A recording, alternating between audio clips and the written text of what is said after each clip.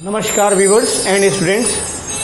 तो क्वेश्चनेयर्स की सीरीज़ में अगला पार्ट और वो है 10.19 जिसमें इंटर कन्वर्जन्स देखने हैं। तो कुल मिला के इसमें 20 क्वेश्चंस हैं, अभी हमने 10 लिखे हैं। ठीक है, एक एक करके देखते हैं फटाफट। आइए, प्रोपेन से प्रोपेन 1 ऑल। प्रोपीन देखो, पहला केस इंटर कन्वर्जन है CH2 double bond, this is propene, propane 1 all. तो पहले यहाँ पर आप HBr से रिएक्शन करा दो। 1 ऑल मतलब OH यहाँ चाहिए, OH यहाँ चाहिए, तो ये परऑक्साइड डाल दो, एंटी मार्कोनिकॉफ। तो ये हो गया CH2CH3 और ये हो गया Br, ये हो गया Br। मालूम है ना एंटी मार्कोनिकॉफ, तो वहाँ जाएगा जहाँ हाइड्रोजन ज़्यादा है, तो यहाँ हो गया एंटी मार्कोनिकॉफ। इसकी रिएक्शन करा दो जलीय KOH के साथ, तो यहाँ से Br हट जाएगा और OH लग जाएगा, तो ये हो गया CH2OH, ये हो गया CH2CH3, this is propane 1 all. अगला देखो, एथेनॉल से ब्यूटवानाइन, एथेनॉल से ब्यूटवानाइन, इसके पहले वाले में भी हम बता चुके हैं आपको, हम दोबारा दिखा देते हैं।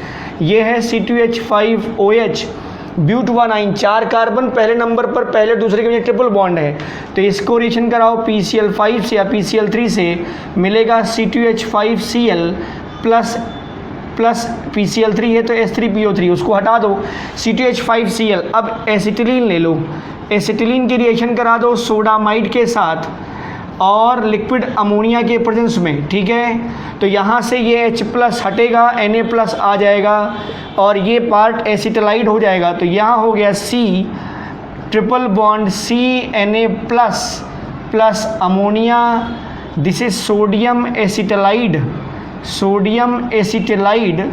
और इस सोडियम एसिटिलाइड की रिएक्शन क्लोरोएथेन से करा दो। अब देखो ज़रा, यहाँ H ट्रिपल बॉन्ड C- और ये Cl C2H5 लगा दो, NaCl अलग हो गया, क्या मिल जाएगा आपको HC triple bond C C2H5 या CH2CH3, this is butyne, butyne. Triple bond पहले और दूसरे के बीच में है। अगला है 1 ब्रोमोप्रोपेन से 2 ब्रोमोप्रोपेन। थर्ड पार्ट देखो, 1 bromopropane means CH3 CH2 CH2 Br, इस Br को यहाँ शिफ्ट करना है। तो सबसे पहले एल्कोहलिक KOH से रिएक्शन कराओ ETOH, जिससे क्या होगा HX का एलिमिनेशन हो जाएगा, तो CH3CH double bond CH2 plus KBr plus पानी अलग हो गया, ये हो गया प्रोपीन। इस पर सीधे सीधे HBr से डायरेक्ट रिएक्शन कराओ, मार्कोनिकॉफ का रूल अप्लाई होगा, Br वहाँ जाएगा जहाँ हाइड्रोजन कम है, तो ये हो गया CH3 और ये हो गया Br, दिस इज 2 ब्रोमोप्रोपेन।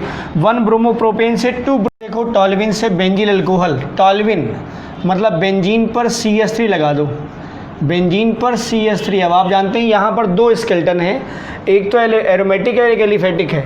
इसकी क्लोरीन से रिएक्शन कराओ इन the presence of sunlight limited condition में, तो यहाँ से एक हाइड्रोजन हटेगा और ये हो जाएगा बेंजिल क्लोराइड।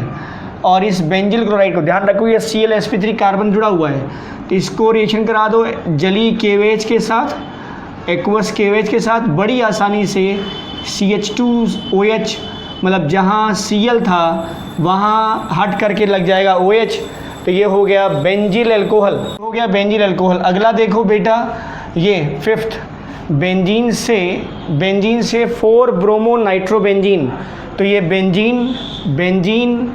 अब इस पर पहले ब्रोमीनीकरण करा दो, Br2 से और FeBr3 से, ये रिएक्शन हो जाती है नाभिक से इलेक्ट्रॉन्स नहीं प्रतिस्थापन अपक्रिया की, और इसमें जो FeBr3 ये एज अ लुईस अम्ल या हैलोजन वाहक की तरह व्यवहार करता है, तो Br यहाँ पर लग जाएगा, तो ये बन गया ब्रोमोबेंजीन। क्या बन गया बेटा? ब्रोमोबेंजीन। और अब इसका नाइट्रीकरण करा दो, कंसनट्रेट HNO3 के साथ कंसनट्रेट H2SO4 की उपस्थिति में, ये ब्रोमीन ये आर्थो पैरा दैशिक होगा, तो इसमें एक कंपाउंड आर्थो का बनेगा और एक पैरा का बनेगा। देखो ज़रा, Br NO2 ग्रुप लगेगा ना, नाइट्रेशन हो रहा है, ये नाइट्रिक कारक अभिकर्मक है, तो ये बन गया आर्थो नाइट्रोबेंजीन और ये हो गया पैरा नाइट्रोबेंजीन, या आर्थो ब्रोमो नाइट्रोबेंजीन और ये पैरा ब्रोमो नाइट्रोबेंजीन, ये हो गया। क्लियर। तो ये हो गया 1 2 और ये हो गया 1 4। दिस इज़ मोर स्टेबल, ध्यान रखो ये ज़्यादा स्टेबल है। तो कंपाउंड आपको मिल गया 4 ब्रोमो नाइट्रोबेंजीन 1 2 3 4। ये प्रतिस्थापी समूह और ये भी प्रतिस्थापी समूह, इसकी वरीयता ज़्यादा इसकी वरीयता कम। तो काउंटिंग यहाँ से 1 2 3 4 ब्रोमो नाइट्रोबेंजीन ये हो गया। अगला देखो 6 है बेंजिल अल्कोहल। बेंजिल अल्कोहल मतलब बेंजीन पर CH2OH, बेंजीन पर क्या लगा है बेटा CH2OH, और क्या बनाना है 2 फेनिल एथेनोइक एसिड। ध्यान रखो कार्बन बढ़ाना है तो पहले इसको आप रिएक्शन कराओ सीधे PCl3 से या HCl से भी करा सकते हो। तो यहाँ मिल जाएगा बेंजिल क्लोराइड, क्योंकि ये एलिफेटिक OH है ना तो बड़ी आसानी से हट जाएगा OH यहाँ से बड़ी आसानी से हट जाएगा, लग जाएगा Cl। ये हो गया बेंजिल क्लोराइड। इसकी रिएक्शन करा दो पोटेशियम साइनाइड के साथ एल्कोहलिक, तो होगा क्या जहाँ Cl है वहाँ लग जाएगा Cn, तो ये हो गया CH2Cn। क्लियर। अब आप जानते हैं साइनाइड अगर लग जाता है उसका अगर आप जल अपघटन करा दें तो जहाँ Cn है वहाँ हो जाएगा COOH, मतलब ये कंपाउंड मिल जाएगा COOH और ये हो गया benzene. This is 2 phenyl acetic acid होता है CH3COOH, तो दूसरे नंबर कार्बन पे लगा हुआ है phenyl. This is 2 phenyl ethanoic acid, 2 phenyl ethanoic acid. अगला देखो एथेनॉल से प्रोपेन नाइट्राइल। एथेनॉल मतलब C2H5OH, नाइट्राइल कार्बन भी बढ़ाना है और नाइट्राइल मतलब साइनाइड लगाना है। तो सीधा इसकी रिएक्शन करा दो आप PCl3 से या SOCl2 से, तो हो जाएगा C2H5Cl। इसकी रिएक्शन करा दो पोटेशियम साइनाइड के साथ एल्कोहलिक, तो हो गया C2H5Cn। एक कार्बन 2-3 कार्बन, तो IPAC नेम में आएगा प्रोपेन और ये Cn होता है तो नाइट्राइल। अगला देखो एनिलीन से क्लोरोबेंजीन, बेंजीन पर लगा है NH2, बेंजीन पर NH2 मतलब बेंजेनामीन, इसी को कहा जाता है एनिलीन। और अब इसका हम डाई एजोटाइजेशन करा दें सोडियम नाइट्राइट और HCl के साथ, तो यहाँ हमने नाइट्रस अम्ल लिखा है। टेम्परेचर ठंडा रखो 0 से 5 डिग्री सेल्सियस पर, मिलेगा डाइजोनियम क्लोराइड N2+Cl-, और इसका करा दो सैंडमायर क्यूप्रस क्लोराइड HCl के प्रेजेंस में। तो जो Cu के साथ हैलाइड लगा है, यही हैलाइड जो है यहाँ बेंजीन पर आ जाएगा और नाइट्रोजन निकल जाएगा। This is chlorobenzene. तो ये क्या था एनिलीन और ये था benzene diazonium chloride, benzene diazonium chloride.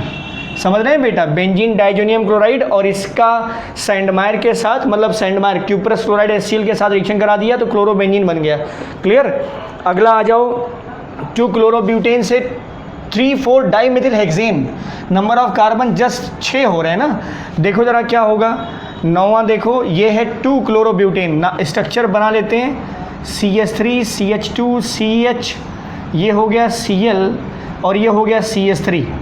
अब अगर आप देखो तो नंबर ऑफ कार्बन ज़्यादा हो रहा है और ख़ास बात ये 4 कार्बन है और यहाँ 6 और 2 8 कार्बन है। देखो 2 क्लोरोब्यूटेन 4 कार्बन हो गया और यहाँ हेक्सेन 6 हो गया और यह 2 और ले लो, मेथिल भी तो है साइड चेन के फॉर्म में, हम total number of carbon count कर रहे हैं तो यहाँ 8 हो गया, तो जस्ट डबल हो रहा है। मतलब यहाँ पर वुर्ज रिएक्शन हो रही है, तो सोडियम धातु और यही कंपाउंड फिर से ले लो 2 क्लोरोब्यूटेन ले लो और यहाँ पर आप देखोगे शुष्क ईथर, वुर्ज रिएक्शन है बेटा ये शुष्क ईथर, तो यहाँ पर भी वही कंपाउंड 2 क्लोरोब्यूटेन, इधर भी 2 क्लोरोब्यूटेन, ये सोडियम और यहाँ से क्या निकल गया NaCl, ऐड कर दो इनका CH3 CH2 CH CH3 और फिर CH, ये वाला ये CH2 ये CH3 और ये हो गया 1 2 3 4 5 6, तो 3 4 चाहे इधर से काउंट करो 3 4 डाइमेथिल हेक्सेन। अगला 10th देखो क्या कह रहा है 2 मेथिल 1 प्रोपीन। 1 प्रोपीन का मतलब हो गया CH3 C double bond CH2 और ये हो गया 2 मेथिल 1 प्रोपीन से क्या बनाना है 2 मेथिल प्रोपीन, मतलब Cl बढ़ रहा है तो सिंपल है HCl से रिएक्शन कराओ। HCl से अगर रिएक्शन कराओ तो यहाँ सिंपल रिएक्शन होगी मार्कोनिकॉफ के अकॉर्डिंग, Cl यहाँ जाएगा जहाँ हाइड्रोजन कम है, मतलब ये हो जाएगा CH3 CH3 ये डबल बॉन्ड से हो गया सिंगल बॉन्ड, यहाँ हो गया CH3 और ये हो गया Cl। कंपाउंड का नाम क्या हो गया 2-chloro 2-methyl propane, 2-chloro 2-methyl propane। तो दिस इज अबाउट 10 सॉल्यूशंस। अगला देखो, अब देखो 11वां कह रहे हैं कि एथिल क्लोराइड से प्रोपेनोइक एसिड C2H5Cl, अभी बता रहे थे हम आपको KCN से रिएक्शन कराओ एल्कोहलिक, ठीक है, C2H5OH के प्रेजेंस में, तो यहाँ हो जाएगा C2H5CN और इसी का करा दो बेटा जल अपघटन, हो गया प्रोपेनोइक एसिड। तो C2H5 फिर CH2, ये हो जाएगा COOH, CN है ना, तो एक कार्बन 2-3 कार्बन प्रोपेनोइक एसिड। अगला देखो, अगला है ब्यूट-1-इन से N ब्यूटिल आयोडाइड, ब्यूट-1-इन मतलब CH2 डबल बॉन्ड CH, ये हो गया ब्यूट-1-इन, ठीक है, और N ब्यूटिल आयोडाइड, क्या रिएक्शन कराओगे आप N ब्यूटिल आयोडाइड, मतलब पहले नंबर पे जाना है वो आयोडीन पहले नंबर पे जाना, डायरेक्ट तो नहीं होगा, तो HBr से रिएक्शन कराओ इन द प्रेजेंस ऑफ हाइड्रोजन पर ऑक्साइड, माइनस वहाँ जहाँ हाइड्रोजन ज़्यादा, मतलब ये हो गया CH2 CH2 CH2 CH3 और ये हो गया Br, क्या हो गया बेटा Br। इसकी रिएक्शन करा दो सोडियम आयोडाइड के साथ in the presence of acetone and the reaction name is Conant Finkelstein अपक्रिया। Br minus replaced by iodide minus I minus, मतलब हो गया CH2 CH2 CH2 और ये हो गया CH3, ठीक है, ये हो गया CH2 और ये हो गया I, तो दिस इज 1 आयोडोब्यूटेन या ये कह सकते हो N ब्यूटिल आयोडाइड। अगला देखो 2-क्लोरोप्रोपेन से 2-क्लोरोप्रोपेन, दिस इज 2-क्लोरोप्रोपेन से क्या बनाना है 1 प्रोपेनॉल बनाना है, मतलब OH यहाँ लगाना है, पहले नंबर पे लगाना है, ठीक है, तो 2-क्लोरोप्रोपेन हो गया। अब इसका पहले आप एलिमिनेशन करा दो HX, मतलब डीहाइड्रोहेलोजनेशन करा दो, तब डीहाइड्रोहेलोजनेशन कराओगे आप तो होगा क्या KOH है, एल्कोहलिक KOH, ETOH है ना बेटा, तो Cl यहाँ से, H यहाँ से, चाहे यहाँ से हटा दो, तो ये हो गया CH3 CH double bond CH2 और प्लस KCl प्लस पानी अलग हो जाएगा। अब क्या बनाना है 1, अब यहाँ पर क्या करो आप, अब यहाँ पर OH लगाना है, OH डायरेक्ट नहीं लगेगा, तो पहले HBr से रिएक्शन करा दो, जब HBr से रिएक्शन कराओ इन द प्रेजेंस ऑफ हाइड्रोजन पर ऑक्साइड तो हो जाएगा CH3 CH2 CH2 Br और अब सीधे 1 ब्रोमोप्रोपेन बन गया। अब इसका रिएक्शन करा दो KOH के साथ, वो भी कैसे एक्वस KOH, तो जहाँ Br था वहाँ आ जाएगा OH, तो हो गया CH3 CH2 CH2OH, ये हो गया क्या 1 प्रोपेनॉल। तो 2-क्लोरोप्रोपेन से क्या मिल गया हमें 1 प्रोपेनॉल या प्रोपेन 1 ऑल। आइसोप्रोपिल अल्कोहल से आयोडोफॉर्म बना रहे हैं, आइसोप्रोपिल अल्कोहल का मतलब हो गया CH3 whole twice, that means ये हो गया आइसोप्रोपिल अल्कोहल, मतलब हो गया बेटा 2 डिग्री का अल्कोहल है ना, सेकंड कार्बन पर OH लगा हुआ और आयोडोफॉर्म बना रहे हो। अब इसका सीधा रिएक्शन है, आप आयोडीन ले लो और सोडियम हाइड्रोक्साइड ले लो, ये आयोडोफॉर्म टेस्ट देगा। आप जानते हैं यहाँ पर अगर कंपाउंड में इस तरह की मोइटी या इस तरह की मोइटी CHOH टाइप की अगर हो तो वो आयोडोफॉर्म परीक्षण देते हैं। देखो यहाँ पर CH3 CHOH वाली मोइटी है तो यहाँ पर आयोडोफॉर्म बनेगा सीधा CHI3 का पीला O शेप प्लस कार्बन 3 है ना, तो CH3COONA सोडियम है, सोडियम आयोडाइड और प्लस पानी। अच्छा, रिएक्शन में होता क्या है, ये ऑक्सीडाइज हो जाता है एसीटोन में, ये जो प्रोपेनॉल 2 है ये ऑक्सीडाइज हो जाएगा एसीटोन में और फर्दर ऑक्सीडेशन होने के बाद यहाँ पर बनेगा ट्राई आयोडो एसीटोन CI3COCH3 और वो जल अपघटित हो जाएगा, आयोडोफॉर्म अलग और ये सोडियम एसीटेट अलग और सोडियम आयोडाइड प्लस पानी। क्लियर बेटा।